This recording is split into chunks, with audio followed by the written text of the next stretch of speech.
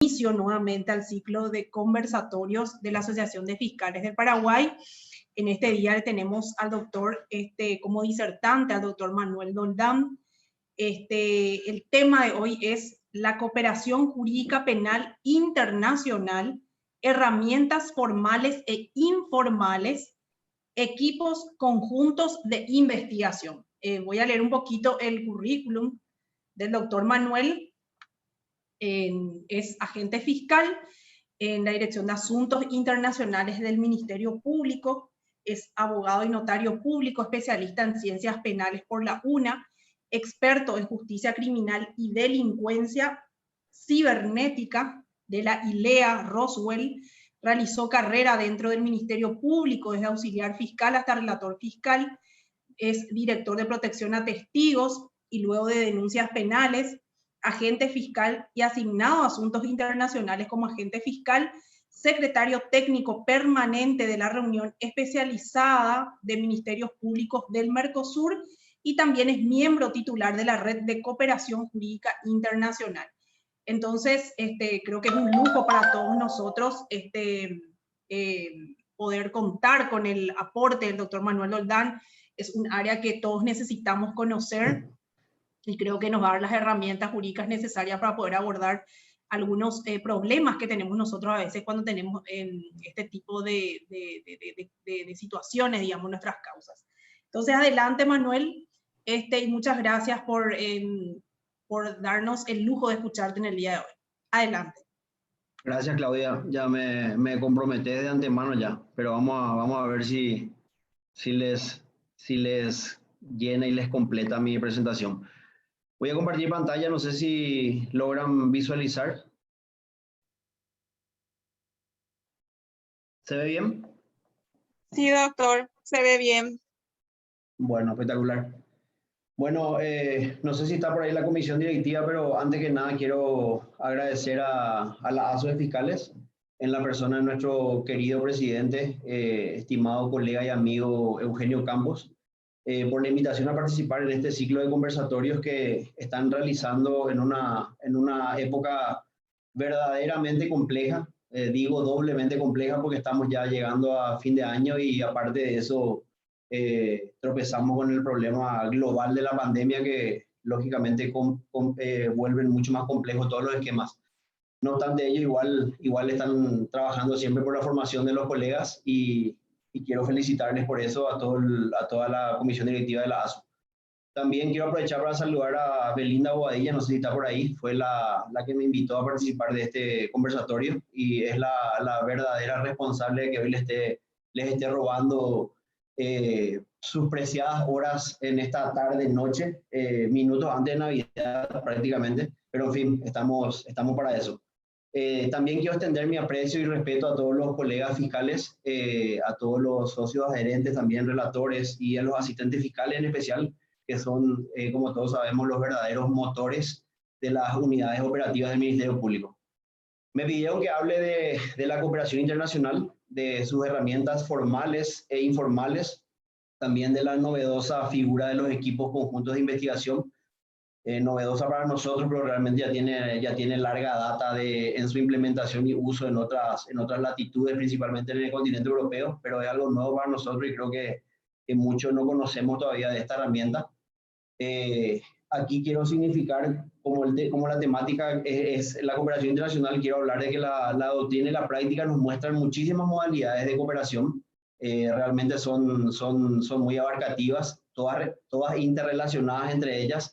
Tenemos la extradición, tenemos la asistencia jurídica propiamente dicha, la remisión o transferencia de actuaciones penales, la transferencia de procesos, como quizás les suena de una manera un poco más común, la ejecución de condenas extranjeras, el traslado de personas condenadas, en fin, como pueden ver, la temática de cooperación es muy amplia, es muy abarcativa, y el tiempo en plataforma por salud mental es breve, o sea, debe ser breve, entonces me voy a limitar a tratar aspectos que considero un poco más esenciales de la materia de cooperación penal internacional, y específicamente pienso enfocar esta presentación sobre la base de tres perspectivas muy particulares.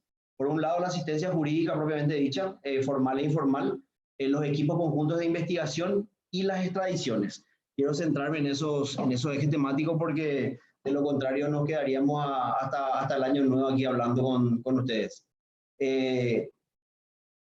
Si el tiempo nos da, si todavía no estamos muertos en esta presentación, voy a hablar de algunos asuntos también, de asuntos internacionales que considero son de interés para los colegas fiscales, porque generalmente se dieron muchas consultas a lo largo del año con aspectos vinculados a las inmunidades diplomáticas, inmunidades de los locales diplomáticos, de las misiones diplomáticas, también de las agencias consulares y de los funcionarios consulares, y también con respecto a la validez jurídica de los documentos expedidos en el extranjero. Esas son prácticamente las variables que quiero manejar en estas 2 horas que me concedieron. Y voy a tratar de ser un poco sintético porque de lo contrario vamos a quedarnos a dormir, como les dije. En términos sencillos, la cooperación jurídica penal internacional es considerada como una herramienta que utiliza la comunidad internacional para combatir a la delincuencia, especialmente a la delincuencia compleja, a la delincuencia organizada transnacional, pero también a la delincuencia común. En los últimos tiempos se ha dado muchísimo el uso de la cooperación jurídica penal internacional en delitos comunes. Incluso hasta los delitos de acción penal privada están demandando últimamente cooperación internacional. Entonces, no solamente se centraliza en crímenes complejos, sino también ya es utilizado en delitos comunes. Solamente quiero significar que la mayoría de las veces la cooperación se utiliza en asuntos muy complejos y en delincuencia organizada principalmente. Sabemos que para enfrentar a una delincuencia, como les dije, que es compleja, que tiene una dinámica criminal muy específica, que es transnacional y que cada vez es mucho más organizada, debemos necesariamente contar con mecanismos que sean eficientes, pero a la vez oportunos para cooperar en la lucha contra este tipo de delincuencia. Sabemos que es muy difícil porque el día a día nos demuestra, es muy difícil investigar a personas que se encuentren implicadas en hechos punibles y que se encuentren fuera del escenario territorial del país que lo está investigando. También cuando las pruebas, cuando los testigos, cuando las víctimas, incluso cuando el producto de los hechos punibles están fuera de la competencia jurisdiccional de un país. Para estos casos, nosotros entendemos que una opción muy válida, muy viable, es la cooperación jurídica penal internacional. Quiero señalar también que la cooperación, como dice ahí abajo, en la lámina, es utilizada con estricto apego a la soberanía, o sea, respeto a la soberanía de los estados. Esa es la piedra angular de la cooperación, es la premisa fundamental.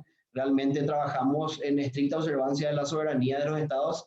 Y ahí entendemos nosotros que la lucha, el enfrentamiento que tenemos que dar contra un fenómeno que no reconoce fronteras, que no respeta derechos, que no reconoce soberanías, como es la delincuencia, refleja una modalidad de enfrentamiento completamente desigual. Sabemos que los delincuentes y nosotros, los operadores de justicia, no nos enfrentamos en igualdad de condiciones. Y ahí entendemos pertinente que se coopere. Ahí surge, a mi criterio, la cooperación internacional. Con respecto al marco legal, quiero significar nada más que nuestro país brinda asistencia jurídica de conformidad a sus leyes internas. Las leyes domésticas son las que rigen los mecanismos de cooperación. Ahí tenemos la Constitución Nacional, cuando habla de las relaciones internacionales, menciona que nuestro país acepta el derecho internacional ajustado lógicamente a principios que son prácticamente comunes en todos los pueblos, el de independencia, el de autodeterminación, el principio de igualdad jurídica, el de solidaridad y cooperación internacional, que son prácticamente los que rigen la temática de la cooperación. Por su parte, el artículo 137, que es de conocimiento de todos aquí, establece que la ley suprema es la Constitución Nacional, y en segundo orden de prelación ya se encuentran los tratados, convenios y acuerdos internacionales que hayan sido aprobados y ratificados por la República del Paraguay. Nuestro Código Procesal también hace mención de la cooperación internacional en los artículos 146 al 150, en donde habla de los exhortos, de la forma de los exhortos, y habla de que estos se tramitan en la forma que establece el derecho internacional vigente y también por las costumbres internacionales. Como todos saben, Paraguay firmó muchísimos acuerdos internacionales, tanto bilaterales como multilaterales, acuerdos en el ámbito del sistema interamericano como también en el sistema universal, que establecen los procedimientos bajo los cuales la República del Paraguay, a través de sus órganos competentes, brinda asistencia jurídica. En los casos de que no exista un tratado específico, como les dije, bilateral o multilateral, que no exista un tratado en el cual sustentar la relación de cooperación, igual el Paraguay brinda asistencia sobre la base de la promesa de reciprocidad, que es el conocido principio de reciprocidad internacional. Eso está establecido tanto en la norma constitucional también como en la norma procesal. Disposiciones muy genéricas también sobre las extradiciones en materia internacional vamos a encontrar en la ley orgánica del Ministerio Público, principalmente cuando habla de las intervenciones de la Fiscalía General y de la Dirección de Asuntos Internacionales o la Fiscalía de Asuntos Internacionales en los procesos de extradición pasivos. Cuando hablamos de cooperación penal, cobra un interés muy preponderante la figura de la autoridad central. No es más que una institución que está designada en un tratado internacional para el envío y también para la recepción de todas las solicitudes de asistencia. Es decir, las autoridades centrales son las instancias que gestionan las solicitudes de asistencia y por ende le dan validez a los trámites de cooperación. Las autoridades centrales no solo tienen esa función, sino también llevan aparejada una enorme responsabilidad que se vincula con la necesidad de allanar todos los obstáculos para que la cooperación que se brinde sea ágil, sea eficaz y por sobre todo sea oportuna. Por suerte en Paraguay, digo por suerte porque no se da esto en otros países, la figura de la autoridad central en materia de cooperación penal en casi todos los tratados de cooperación penal, ya sea en los tratados específicos de cooperación como también en los tratados generales que son las convenciones para la supresión. La figura de la autoridad central está en la órbita de las fiscalías. Esto, como les dije, no pasa en muchos países de la región, por ejemplo Argentina, Brasil, Uruguay, en donde la figura de la autoridad central está en otras instituciones no técnicas sino políticas, y eso lógicamente genera un problema en la cooperación que camina en sentido contrario de lo que nosotros consideramos que debe ser una lucha eficaz y eficiente contra la criminalidad. Existen varios instrumentos internacionales, como le dije, el Paraguay firmó varios de ellos, tanto en el ámbito multilateral como bilateral, que centran en la cooperación, o sea, que se centran en la cooperación internacional sobre la perspectiva de la justicia penal, es decir, que contienen cláusulas que hacen referencia específica a la cooperación en asuntos penales. Todos los convenios realmente tienen el objeto de facilitar las investigaciones de los delitos que poseen un elemento de extranjería, un elemento externo, y a la vez estas convenciones proporcionan fundamentos sólidos para que las autoridades puedan llevar adelante investigaciones de carácter transnacional, o sea, más allá de sus fronteras. Un tratado específico en materia de cooperación penal que se dedica a regular de manera particular los procedimientos y las formas de asistencia en materia penal es la Convención de Nassau, la Convención Interamericana sobre Asistencia Mutua en Materia Penal, que fue firmada en Bahamas en el año 1992. Después me voy a centrar en esta convención porque prácticamente es la que va a direccionar el rumbo de lo que voy a hablar de cómo se brindan asistencias jurídicas. También quiero mencionar de manera un poco más rápida el protocolo de San Luis de asistencia jurídica, que es del 96. Este es un protocolo regional que se dictó en la órbita del Mercosur. Tiene un acuerdo que ya data del año 2002, en donde se amplía el protocolo de San Luis con la incorporación de Bolivia y Chile al tratado. No voy a centrarme en estos acuerdos porque prácticamente no se utilizan. Creo que muchas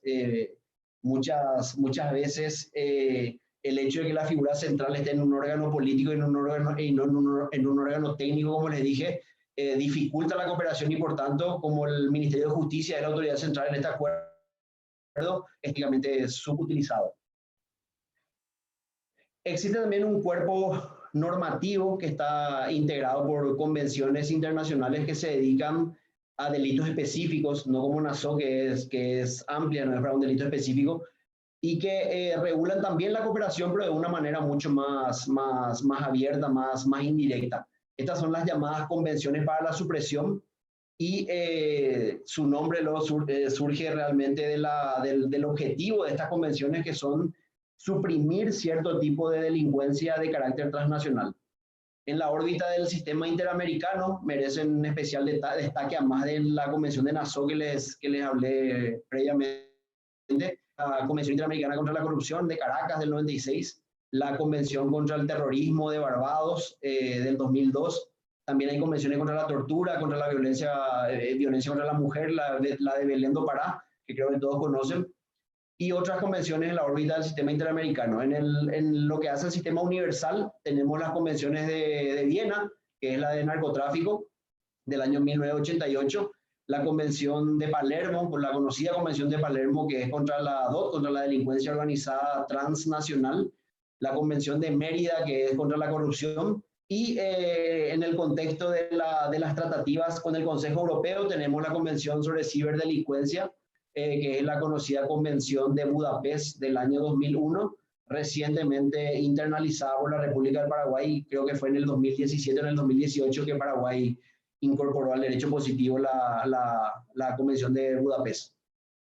Todos estos instrumentos permiten concretar peticiones de auxilio mutuo, de asistencia jurídica recíproca, y a la vez proporcionan elementos jurídicos que fundamentan, por ejemplo, la solicitud de aplicación de técnicas especiales de investigación, por ejemplo, operaciones encubiertas, vigilancia, seguimientos, entregas controladas, interceptación de comunicaciones, cualquier tipo de técnica especial de investigación. Y también, de manera muy genérica, pero ya lo hacen, otorgan bases para que podamos constituir equipos conjuntos de investigación. Paraguay también firmó varios acuerdos bilaterales que establecen cláusulas de cooperación y que permiten también que se usen como base de solicitudes de asistencia jurídica formales, lógicamente con los países con quienes firmamos. Aquí tenemos, pueden ver la lámina, tenemos acuerdos con Venezuela, tenemos acuerdos con Perú, Francia, Colombia, Costa Rica, Ecuador, España, México, Panamá y Honduras. De todos estos acuerdos, esos que están pintados con la letra AC, significa que la Fiscalía es autoridad central. En los otros acuerdos lo es el Ministerio de Justicia, pero como les dije, son acuerdos que están subutilizados porque generalmente se invocan acuerdos multilaterales. En la mayoría de los casos, en cooperación se invocan acuerdos multilaterales y principalmente se buscan acuerdos en donde la Fiscalía sean autoridades centrales.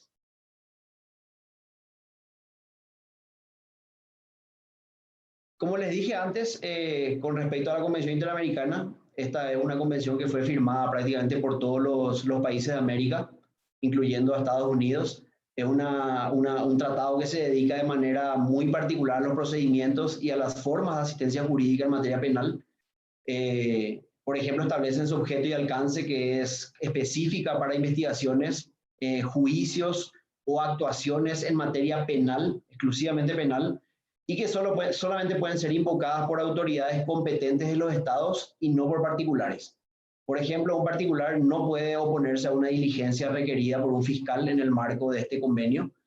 Tampoco pueden articular mecanismos autónomos de cooperación, sino a través de la proposición de diligencia, que es una posibilidad procesal que tienen, conforme a nuestras leyes domésticas, las partes. Pero de manera autónoma ellos no pueden invocar este acuerdo para solicitar una asistencia jurídica penal internacional.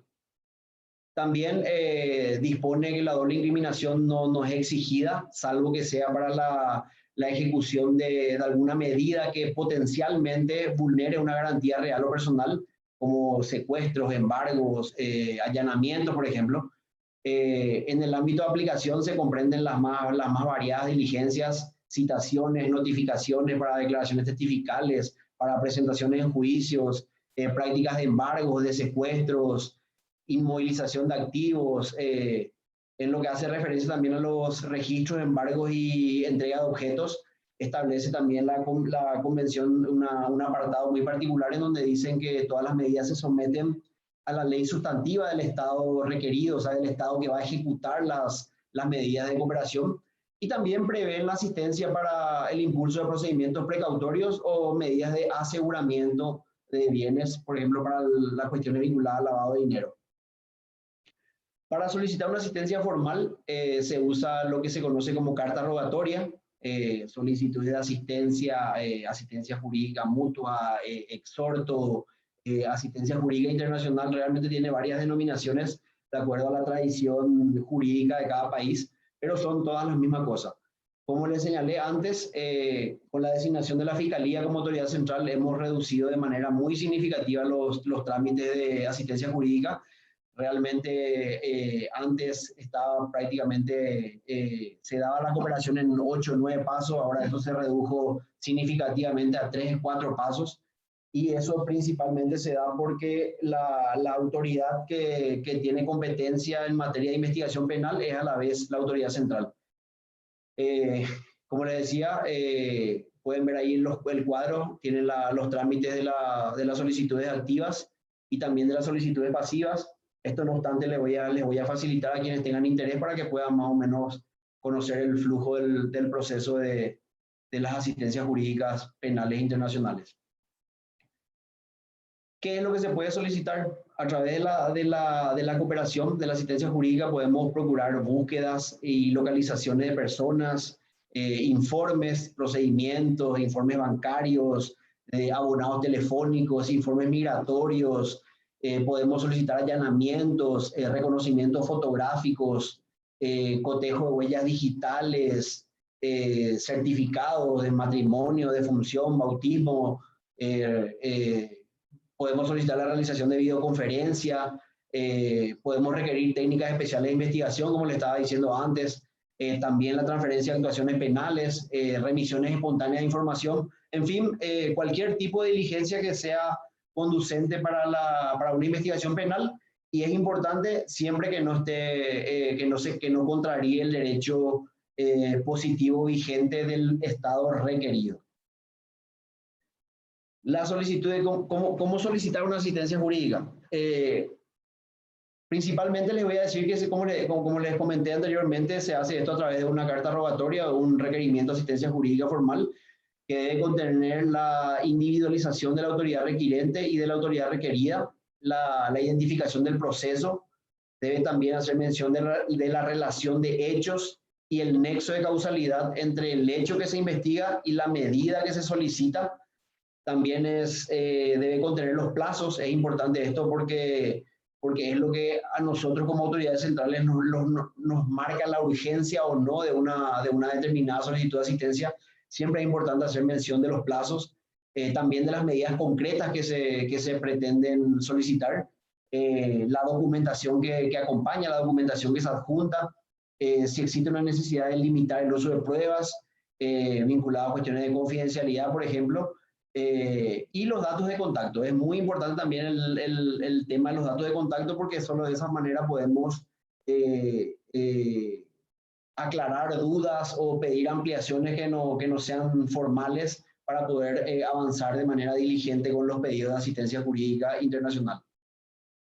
Siguiendo un poco la Convención Interamericana de Nassau, que es específica en materia de cooperación, existen también méritos para que una cooperación sea denegada. Esto, por ejemplo, cuando se pretende utilizar en un hecho respecto del cual ya exista una condena o una absolución, tanto en el Estado requirente como en el Estado requerido, cuando la investigación persigue procesar a una persona o también a un grupo de personas por cuestiones de juicios de discriminación, de raza, sexo, religión, nacionalidad, etcétera. También cuando se refiere a un delito político o conexo con un delito político, cuando provenga de un tribunal de excepción o de un tribunal ad hoc, cuando se afecte el orden público, la soberanía del Estado requerido, y cuando se trate de delitos tributarios. La mayoría de los tratados hace mención de la posibilidad de denegatoria en delitos tributarios, pero hace una excepción cuando se refieren a que cuando la asistencia jurídica se basa en un delito tributario, pero se genera sobre la base de una declaración falsa o de una omisión intencional que haya tenido por objeto ocultar ingresos provenientes de cualquier otro delito, sí se puede requerir cooperación en delitos tributarios. Pero realmente no conozco un caso en el que hayamos denegado una cooperación. La mayoría de las veces se conceden. Después de hablar un poco de la asistencia en general, no quiero dejar de mencionar la temática de la cooperación en áreas de frontera y como insignia de la triple frontera, que es un espacio geográfico muy característico y que por eso considero pertinente, para no estar hablando de la situación particular de cada frontera, poner como ejemplo el caso de la triple frontera que tenemos con Brasil y Argentina, para visualizar un poco las particulares complejidades que se dan en la cooperación en esta zona específica. Somos conscientes de que vivimos en tiempos marcados por la globalización. Quien haya participado en algún curso o un seminario internacional estará harto de escuchar las cuestiones vinculadas a la globalización, el progreso tecnológico en materia de transporte, de informática, de telecomunicaciones, el libre tránsito de personas, de bienes, de capitales. Pero no podemos dejar de significar que todos estos factores generan una dimensión transnacional de la que también se nutre la delincuencia. Las estructuras criminales utilizan esto y otros factores que son propios de la era global para poder ampliar el radio de actuación de estas estructuras mucho más allá de las fronteras de un solo país, propiciando lo que nosotros decimos la transnacionalización del delito. La triple frontera, ahí como está en la lámina, tiene una extensión aproximada de 2.500 kilómetros cuadrados y como todos saben, tuvo un crecimiento vertiginoso a partir de varias obras, de varias importantes obras de infraestructura. Aquí solamente puedo citar a modo de ejemplo, prácticamente esto vino desde el año 1965 con la construcción del Puente de la Amistad que une Paraguay y Brasil, también el Puente de la Fraternidad, que es el puente argentino-brasilero que une esos dos países, que fue construido 20 años después que el Puente de la Amistad. Y por sobre todo la represa Itaipú, que sabemos todos que es la mayor productora de energía del mundo. Todas estas obras de ingeniería tenían un objetivo central que lógicamente es bueno, siguen teniendo el objetivo central de que es bueno, que es el de procurar la integración fronteriza y lógicamente el crecimiento poblacional, pero no podemos dejar de advertir que estos factores también propician el crecimiento de las empresas criminales. Las estructuras criminales se muestran muy motivadas por las particulares características de esta zona, pujan por el control, o sea, permanentemente vemos en las noticias que pujan ellos por el control estratégico de estas zonas, que son sumamente permeables, tienen una vigilancia prácticamente nula, no existe prácticamente vigilancia en estas zonas de frontera, y a esto se le suma sin lugar a dudas los factores problemáticos de la corrupción de los funcionarios públicos y también del sector privado que no escapa a esto. Esto lógicamente genera una problemática muy particular en la zona. Seguramente aquí estarán fiscales o asistentes fiscales que están asentados en estas zonas específicas y sabrán con propiedad de qué les estoy hablando. Como Ministerios Públicos nosotros hemos procurado buscar dotar realmente a los fiscales y policías de herramientas mucho más ágiles de cooperación en estas áreas de frontera, pero igual de efectivas que la cooperación formal. De hecho, no podemos negar que los fiscales y los policías cooperan en zona de frontera de manera directa. No quiero hablar de la legalidad de esto, pero sí lo hacen y eso no podemos desconocer. Y entonces nosotros visualizando eso, nosotros me refiero a las oficinas de cooperación de los ministerios públicos regionales, visualizando esto realmente entendimos la necesidad de dotarles de legalidad a los fiscales y policías que actúan en estas zonas, en estas ciudades gemelas.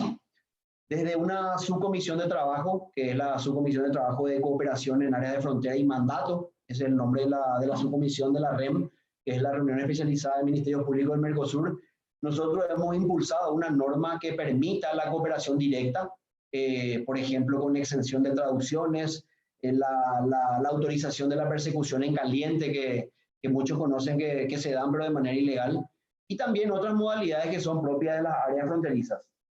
No hemos logrado el resultado que esperábamos, pero sí conseguimos que parcialmente se apruebe en el ámbito del Mercosur, de manera, los jefes de estados aprobaron realmente una enmienda a ese protocolo de San Luis que les comenté antes de cooperación jurídica mutua, que va a permitir una cooperación mucho más directa en estas regiones. Estamos trabajando arduamente de estos espacios regionales para que se logre la internalización en 4 estados parte, que es lo que exige la norma Mercosur, para que a partir del día 30 del depósito del instrumento de ratificación del 4º estado parte, esta enmienda ya sea plenamente efectiva, vigente y utilizable en estas áreas de frontera.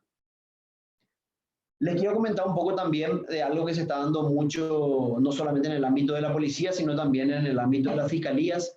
Está cobrando mucha preponderancia la cooperación informal. Asusta un poco el término informal, y es por eso que desde la red de cooperación internacional de la IAM, que tengo el honor de integrar, nosotros hemos instado a que se deje de usar la expresión informal y sea cambiada esa por la cooperación interinstitucional. Así evitamos usar el término que muchas veces genera suspicacias, y llevando esto al plano judicial, lógicamente propicia la posibilidad de incidencias por parte de las defensas que van a nada más que aletargar y generar perjuicio en los procesos penales. Como les dije, nosotros entendemos que la cooperación interinstitucional es un mecanismo de cooperación internacional que se tramita por conducto de las autoridades competentes en investigaciones penales con base en acuerdos interinstitucionales. No se realizan fuera de la existencia de un acuerdo entre instituciones, y para propiciar un intercambio oportuno, eficiente y lógicamente que con fines investigativos, netamente investigativos, de informaciones, documentos y otros asuntos que sean de carácter oficial. También es importante que sepan que esto se tramita en forma previa, paralela y alterna a la cooperación formal, que es la que está establecida en los tratados. O sea, no es excluyente de la cooperación formal, sino que es alterna, es paralela o es anterior. Como decimos nosotros, no sustituye ni reemplaza a la cooperación formal, que es la que les decía antes, pero sin lugar a dudas la propicia y la fortalece de manera muy significativa. Se preguntarán por qué surgió la cooperación informal o interinstitucional, mejor dicho, y aquí les puedo decir que surgió por los obstáculos que presenta la cooperación formal. Sabemos que es excesivamente burocrática. Los colegas fiscales que hablan conmigo se quejan permanentemente de la burocracia de la cooperación formal. También en la cooperación formal, como les hablaba de la figura de la autoridad central, los protagonistas, que son los fiscales en los procesos acusatorios y jueces en los procesos inquisitivos, tienen una participación muy secundaria porque intervienen actores políticos, por ejemplo, diplomáticos o ministros en los trámites de cooperación. Y lógicamente también por esta intervención de actores políticos también existe un riesgo muy alto de filtración de información privilegiada y declarada privilegiada por jueces o fiscales. Muchas veces se transmiten pedidos de asistencia que hacen referencia a actuaciones o participaciones penales de algunos actores políticos de los estados, y lógicamente transmitir esto a través de autoridades centrales políticas genera sin lugar a dudas una posibilidad de filtración de información clasificada. En contrapartida con todo ello, la cooperación interinstitucional ofrece beneficios que son inigualables. La cooperación es directa, se realiza entre autoridades competentes en materia de investigación penal, ya sea policía o fiscales, pero es directa y por lo tanto no intervienen actores políticos en su tránsito, y lógicamente el riesgo de filtración es muchísimo menor que en la cooperación formal. Como les decía antes, de vuelta les reitero, por esta vía no se puede solicitar cualquier tipo de información, y mucho menos aquella que para obtenerla necesariamente se tengan que quebrar garantías legales, por ejemplo, informes bancarios, allanamientos. No se puede pedir un allanamiento a través de la cooperación interinstitucional. Tampoco se puede pedir la implementación de técnicas especiales de investigación, entrega controlada, entrega vigilada de droga, por ejemplo. No se puede hacer esto por cooperación informal, pero sí se pueden obtener datos significativos, por ejemplo, vinculados a identidades de personas, antecedentes penales, judiciales, policiales, movimientos migratorios de las personas, ubicaciones específicas con miras a impulsar, por ejemplo, citaciones o procedimientos de extradición propiamente dicho. Y también es muy importante para la identificación de activos. Todos sabemos que esta es una etapa previa a la recuperación de activos y también sabemos que está prohibida la técnica de salir a pescar. O sea, no me pueden requerir a mí como fiscales librar cartas rogatorias a todos los países del mundo para buscar información sobre ubicación o localización de bienes de alguna persona que está siendo investigada. Entonces, este tipo de cosas, por ejemplo, sí se puede hacer a través, es más, se hace a través de la cooperación interinstitucional. Entonces, ahí podemos notar que es propicia para el proceso, para la fase de identificación de bienes en materia de recuperación de activos. De manera rápida, solamente les quiero ilustrar que nosotros hemos firmado, como Fiscalía, hemos firmado varios convenios con países de la región en materia de cooperación. Hola. Sí, ¿qué tal? Sí tenía una consulta antes de pasar para justamente tocaste un punto que siempre es interesante saber cómo ser los actos de carácter informal, la obtención de la información a través de la informalidad. O sea, mal dicho informalidad, en realidad está todo, por decirlo así, de alguna manera está coordinado, autorizado, porque ambas instituciones que son autoridad central entre el Estado que requiere o el Estado que recibe el requerimiento. Entonces, no se puede hablar propiamente dicho de informalidad. Si bien es una especie que, como mencionás, así se ha caracterizado a ese procedimiento. Entonces, ¿cuáles serían los casos así más comunes de actos por la vía de la informalidad dentro de la experiencia que estás teniendo, hacia modo de saber, pero a lo mejor no sabemos, no escuchamos, pero a lo mejor podemos ver que, mira, un poco se podía hacer esto, había sido, o había sido esto sirve, mira qué buena idea, nunca se me ocurrió, cosas así. Pero solamente a modo de citar nada más algunos, no sé si está más adelante también, pero veo que se pasó nomás la diapositiva y no quería desaprovechar, ya que tocaste el tema de la informalidad, o sea, de la obtención de la información por vías informales. Eso nada más. Gracias. Bueno, te voy a responder, ¿qué tal, Giovanni? Te voy a responder de dos formas. Por un lado, te voy a dar información para que vos te puedas nutrir de una manera más acabada con respecto a esto. Hay una página web de la Asociación Iberoamericana de Ministerios Públicos que es la iam.info. Después, en una lámina posterior, les voy a comentar de eso. En esa página vas a direccionarte a la red de cooperación internacional y vas a encontrar varios documentos, varios instructivos, varias guías de uso de estos acuerdos de cooperación interinstitucional, en donde vas a poder saber también de manera acabada qué tipo de diligencia o qué tipo de información podés incorporar a través de esta figura. Te voy a dar dos ejemplos para hacerlo corto. En el marco de una investigación tuya, vos detectás o sea, surgen circunstancias que te demuestran la posible comisión de un hecho punible, por ejemplo, en el Brasil. Estás hablando de que te surgió información sobre un abuso sexual en niños en Brasil, por ejemplo.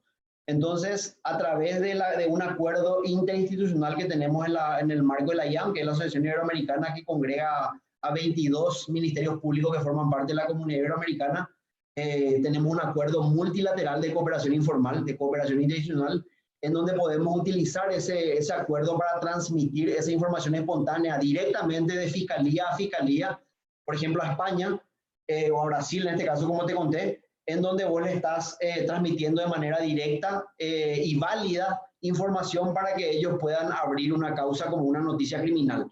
Ese es un caso típico y muy utilizado en materia de cooperación informal. También, por ejemplo, vos podés requerir, ya sea para una instancia de juicio o lo que sea, podés requerir información que no pudiste incorporar a tu proceso con respecto a antecedentes penales, antecedentes judiciales de una persona determinada en el extranjero. Entonces, también a través de la figura de la cooperación informal podemos requerir ese tipo de información. Ahora tengo un caso muy particular en donde una colega fiscal está procurando identificar bienes en una causa para un congelamiento y estamos librando pedidos de asistencia interinstitucional a varios países a los efectos de saber si a través de las fuentes abiertas de información o a través de las facultades legales que el Ministerio Público del país determinado tiene, puede acceder a información que a nosotros nos ayude a localizar bienes, por ejemplo. Entonces, ahora, por ejemplo, yo estoy viendo eso con Estados Unidos, estoy viendo eso con Suiza, para ver si una determinada persona jurídica posee bienes, de manera que yo pueda librar un exhorto de cooperación formal para pedir el congelamiento, o sea, medida de aseguramiento de esos bienes. No sé si te satisface la respuesta, Giovanni. Sí, muchas gracias. Y más por sobre todo el dato de los ejemplos que están en la página web de la AYAM, que más adelante ahora voy a hacer un copy-paste de ese link para pasar a mi grupo de la oficina. Gracias por el dato. Excelente está la exposición. Gracias, Giovanni. Continúo entonces. En estas láminas solamente le quiero ilustrar que Paraguay firmó la Fiscalía firmó varios acuerdos de cooperación con países de la región. Tenemos acuerdos con Perú, con Colombia, tenemos acuerdos con Chile, tenemos acuerdos con Bolivia, con Argentina, con Brasil. También se firmó un acuerdo en el 2018 con Uruguay, o sea, con la Fiscalía del Uruguay, acá no estoy viendo, creo que se pasó. Pero, en fin, todos estos acuerdos tienden a propiciar no solamente la cooperación con fines de investigación, sino también estrechar aún más los lazos que existen entre ministerios públicos, tanto en el ámbito de la cooperación directa como también en el ámbito de la formación. Transmitirnos buenas prácticas, realmente tienen muchos propósitos estos acuerdos. Están siendo muy utilizados en materia de cooperación informal, como les venía diciendo. También existen herramientas que propician este tipo de cooperación, como la IBERRED, que es la Red Iberoamericana de Cooperación Jurídica Internacional. Esta es una instancia que está formada por autoridades centrales y puntos de contacto de fiscalías, de poderes judiciales, de ministerios de justicia, de prácticamente la totalidad de los países que integran la comunidad iberoamericana, que son 22 países. También tenemos la reunión de OEA-RENJA, que es la reunión de ministros de justicia y fiscales generales de las Américas. Este es un foro político, un foro técnico de muchísima importancia hemisférica, principalmente en materia de justicia y de cooperación. Como les decía antes, teníamos también las comisiones y subcomisiones de trabajo de la reunión especializada del Ministerio Público del Mercosur. Ahí pueden ver la página a la que hago referencia, Giovanni. Las redes especializadas y grupos de trabajo de la Asociación Iberoamericana de Ministerios Públicos de la IAM, que también les insto a visitar su página porque pueden encontrar información útil en general, no solo en materia de cooperación, sino también en materia particular especializada. Por ejemplo, hay grupos que son muy activos, redes en materia de trata de personas que otorgan muchísimos instrumentos que son útiles para las investigaciones penales. Tenemos la red de la REFAI, que es la red de fiscales antidroga, que también es una red muy activa. Tenemos redes de minería ilegal, tenemos redes de violencia contra la mujer. Realmente visitando la página pueden ver muchos productos que son generados en estos grupos. Como mecanismos específicos en materia de recuperación de activos principalmente, tenemos también a la RAC, que es la Red de Recuperación de Activos del Grupo de Acción Financiera, que creo que hoy integra a 16 países. Sí, integra 16 países que forman parte del GAFILAT. Es una red que tiene grupos, puntos focales que están designados por cada uno de los países y tiene el propósito de facilitar la identificación, la localización y también la recuperación de activos o productos o instrumentos de actividades ilícitas. Ellos usan mucho el intercambio de información, ya sea espontáneo o provocado, es decir que, así como les decía, yo detecto que a un país le puede interesar esto o actúo sobre la base de una petición expresa de un país, o sea, por eso es espontáneo o provocado. También tenemos al grupo Egmont, que es una instancia internacional que fue fundada en el año 1995, tiene una sede permanente en Toronto, en Canadá. Paraguay pertenece a este grupo desde el año 97, cuando se creó la CEPRELAT, que es nuestra unidad de inteligencia financiera. Hoy Egmont está integrado por más de 150 unidades de inteligencia financiera de todos los países. Tiende a sistematizar la cooperación para el intercambio de información vinculada a las cuestiones relacionadas con el lavado de dinero. También tenemos a la Interpol, que es la Organización Internacional de la Policía Criminal, que reúne a los cuerpos de policía de 194 estados. Hoy 194 estados forman parte de esta red de Interpol. Y además de sus notificaciones que todos conocen la roja, pero hay varias, de alertas sobre prófugos y actividades delictivas, proveen también información que puede ser útil sobre identidad, localización de personas, huellas dactilares, pasaportes, entre otros. Todas estas cuestiones se pueden solicitar a través de la cooperación informal, solamente que, como les dije, no tienen una validez en sí misma en el marco de los procesos penales como pruebas, pero sí pueden servir para orientar las investigaciones o para aclarar puntos concretos con respecto a ello. Interpol en materia de recuperación de activos también tiene una plataforma mundial de puntos de contacto, una iniciativa que se llama UMBRA, ahí le puse en la lámina el nombre de la iniciativa, que funciona a través de una red de datos protegida, en donde proveen información importante en materia de investigaciones penales, principalmente enfocadas a la lucha contra la corrupción, pero pueden brindar cualquier tipo de información, y ellos trabajan a través de una red protegida que se llama la red I-24/7, que es administrada por las oficinas centrales de todos los países que forman parte de la Interpol.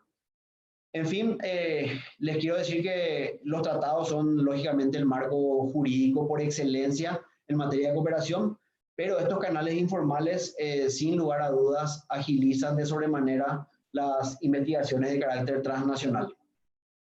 Esta lámina es solamente ilustrativa de una realidad que hoy es indiscutible en la cooperación informal. Cada vez más estamos utilizando sistemas informales de comunicación como el WhatsApp, el Telegram, correos electrónicos, fax, para transmitir cualquier tipo de información que nosotros consideramos relevante. Estos medios tienen muchísima resistencia judicial, lógicamente, que está fundada en la inseguridad de sus transmisiones, pero no podemos evitar que se use. Son sumamente prácticos, el uso es general y la facilidad de su manejo es prácticamente conocido hasta por los niños, entonces no vamos a evitar el uso de estos medios súper informales para la cooperación jurídica, pero les insto a que no se queden con esto. Pueden lógicamente utilizar para información que ustedes mismos como fiscales van a saber manejar, si son o no son jurídicamente vinculantes, pero no abusen de estos medios informales porque realmente están muy cuestionados en materia de cooperación penal. No quiero dejar dejar pasar la oportunidad para hablarles de una herramienta de cooperación que tiene una significativa importancia en los últimos tiempos. Aquí en los últimos tiempos, pero en otras latitudes ya llevan varios años de implementación y de probada eficacia, que son los equipos conjuntos de investigación. Conceptos como globalización, delitos transnacionales, cooperación eficaz, cooperación válida, cooperación oportuna, soberanía de los estados, todos estos conceptos son pensados, son considerados por nosotros cuando hablamos de los equipos conjuntos de investigación transnacionales. Nosotros desde todos los espacios posibles de cooperación anhelamos, o sea, buscamos, perseguimos que las barreras territoriales que están construidas sobre el principio de soberanía rígida de los estados se vayan flexibilizando cada vez más. Sabemos que eso no es algo inmediato, o quizás sea algo que nunca suceda, y por eso hoy estamos pensando en en qué mecanismo podemos basarnos, podemos utilizar para que podamos adelantar investigaciones transnacionales principalmente complejas, pero igualmente efectivas.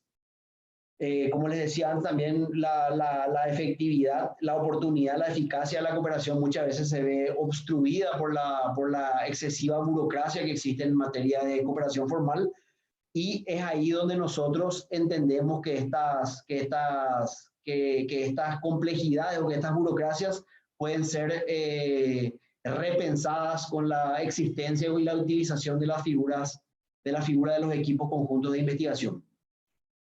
Los ESI es la abreviación de equipos conjuntos de investigación, son instrumentos de cooperación penal alternativos a las vías tradicionales de asistencia jurídica. O sea, es un instrumento de asistencia jurídica mutua, pero alternativo a las tradicionales a las que estamos acostumbrados a utilizar.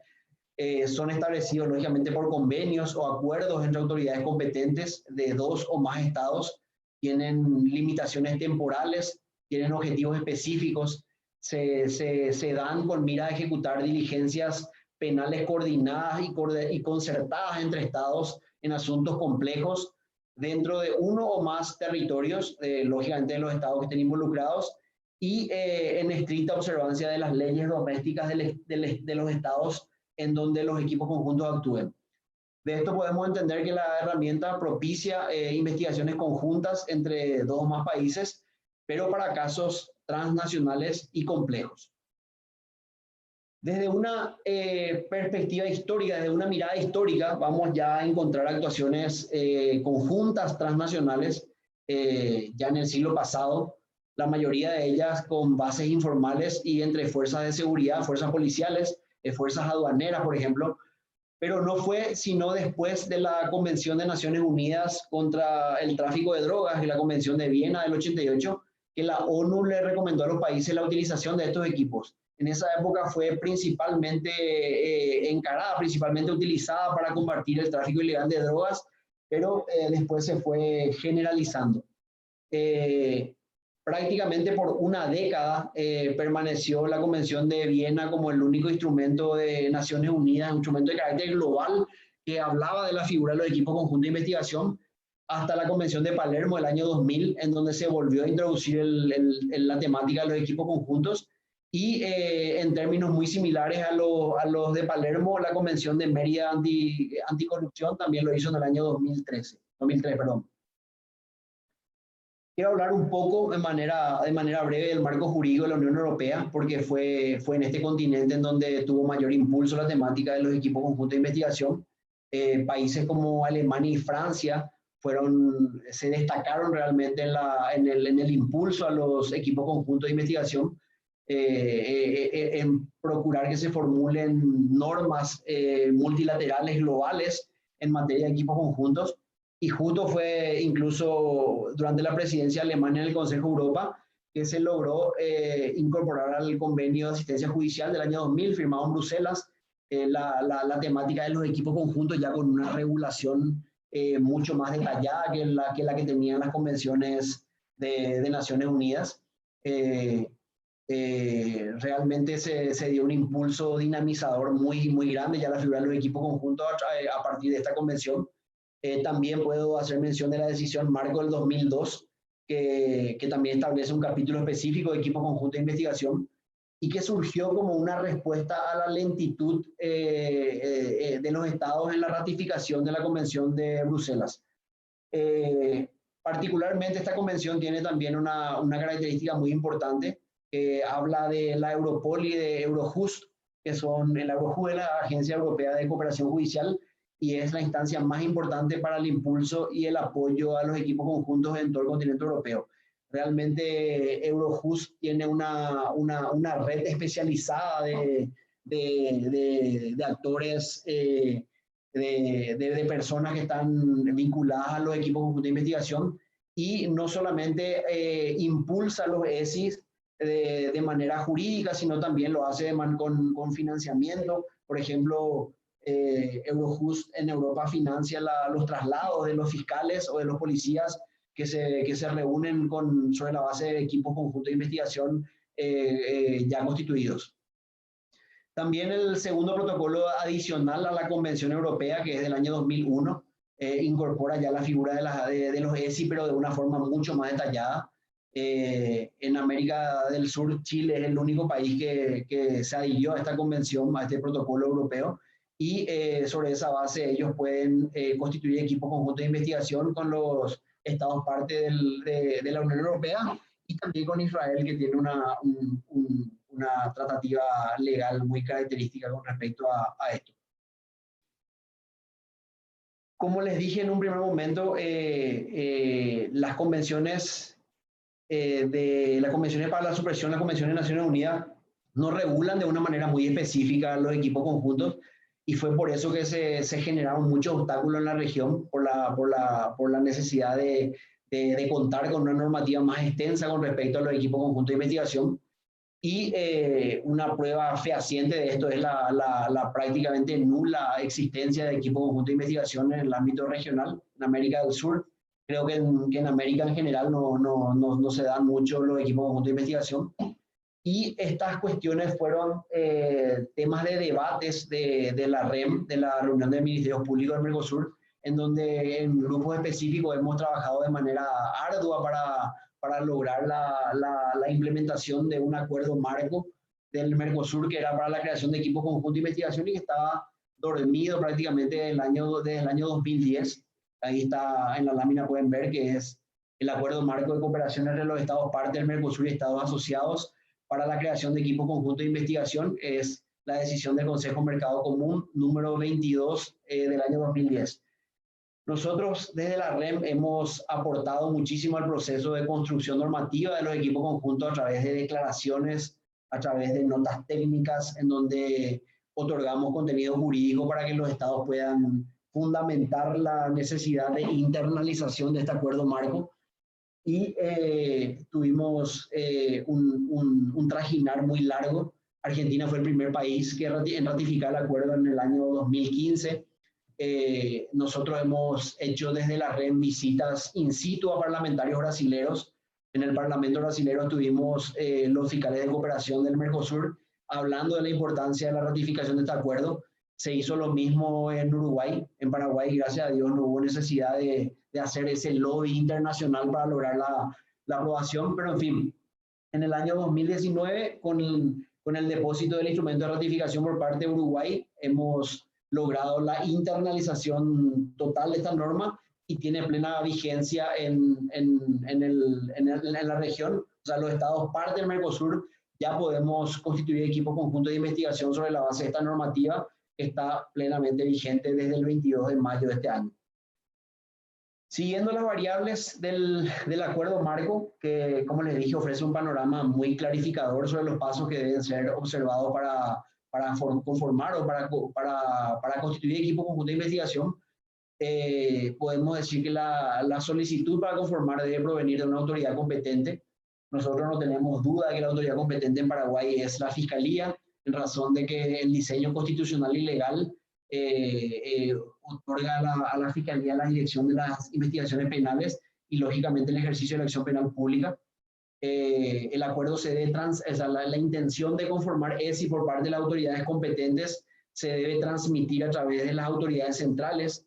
El artículo 13 del acuerdo marco establece las cuestiones vinculadas a la autoridad central. Dice que cuando un Estado deposita el instrumento de ratificación del acuerdo marco, tiene que designar autoridad central. Por suerte también el Paraguay designó a la Fiscalía como autoridad central para este acuerdo marco, en donde podemos constituir equipo conjunto de investigación a través de la transmisión de intenciones de las autoridades competentes, que son fiscalías, a través de las autoridades centrales, que son fiscalías. O sea, tenemos un trámite súper simplificado para la creación de equipos conjuntos de investigación, por lo menos desde Paraguay. El artículo 2 del acuerdo marco establece que el equipo tiene facultades amplias para actuar dentro de los territorios de las partes que lo crearon, lógicamente de conformidad a la legislación interna, como les dije al comienzo. Las leyes domésticas son las que van a regular las formas de actuación de estos equipos conjuntos. deja claro este artículo con respecto a las facultades de los equipos que pueden actuar, o sea, pueden trasladarse de un estado a otro, de los estados que forman parte del equipo conjunto, de manera a procurar pruebas que sean útiles a ambas investigaciones. Lógicamente, todas las cuestiones vinculadas a las operativas del equipo están perfectamente estructuradas en los instrumentos técnicos de creación del ESI. Ahí se establecen las variables de actuación de los miembros del equipo, las limitaciones que tienen, las reglas de juego, por llamarlo de alguna forma, como también las responsabilidades. El artículo 8 del acuerdo marco establece que el jefe, director o coordinador del ESI tiene amplias atribuciones, lógicamente siempre en el marco del objeto que ha acordado en el instrumento de cooperación, para poder diseñar las estrategias o las pautas investigativas. Es decir, el jefe del equipo se encarga de los lineamientos de la investigación y de las medidas que el ESI vaya a adoptar en un determinado momento. El artículo 11, por su parte, regula la utilización de la prueba. Un ratito.